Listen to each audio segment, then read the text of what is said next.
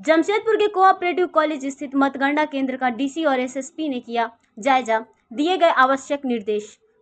आगामी लोकसभा चुनाव को लेकर कोऑपरेटिव कॉलेज में की जाने वाली मतगणना केंद्र में की जाने वाली व्यवस्था को लेकर उपायुक्त अनन्या मित्तल और एसएसपी कौशल किशोर जायजा लेने पहुंचे, जहां काउंटिंग रूम में लगने वाली टेबल की संख्या, उम्मीदवारों के प्रतिनिधियों के आने जाने की व्यवस्था, गर्मी को देखते हुए बिजली और पानी की स्थिति, काउंटिंग टेबल से डिस्पैच कर मतगणना कर्मी की आने जाने की व्यवस्था सहित पूरे कोऑपरेटिव कॉलेज परिसर की विधि व्यवस्था कैसी हो, इस पर गहनता से दोनों ने निरीक्षण किया और बेहतर व्यवस्था कायम हो, इसके लिए अधिकारियों को आवश्यक दिशा निर्देश दिए। उपायुक्त और एसएसपी ने कहा कि मतदान से लेकर मतगणना तक किस तरह शांतिपूर्ण तरीके और सिंडर्ड व्यवस्था के साथ संपन्न हो, इसका प्रशासन भरपूर ध्यान दे रही है।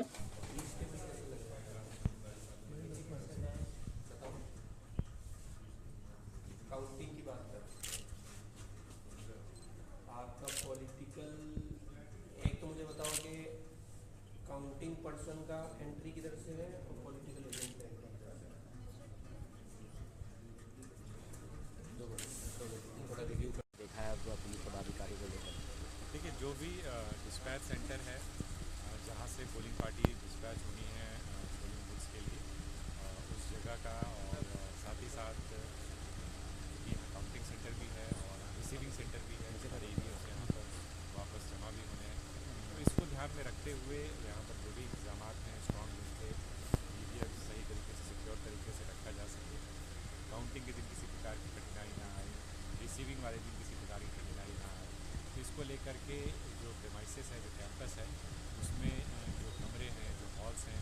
उनके स्पेस की समीक्षा की गई। उसके चारों तरफ का जो स्पेस है वहाँ पर किस प्रकार से बहुत बड़ी संख्या में गाड़ियों को पार्क करने की आवश्यकता है और बहुत बड़ी संख्या में पोलिंग पर्सनल और सिक्योरिटी पर्सनल होते हैं, उनकी आवाजाही में, उनके गमनागमन में किसी प्रकार की कोई समस्या ना आए, कोई व्यवधान ना रहे, निर्बाध तरीके से ये पूरी प्रक्रिया संपन्न हो सके, सुरक्षित तरीके से और व्यवस्थित तरीके से। यही प्रशासन और पुलिस का प्रयास है। इसी के लिए पहले भी कई बार इस एरिया का तरीके से कह सकते हैं निरीक्षण किया गया है, भ्रमण किया गया है।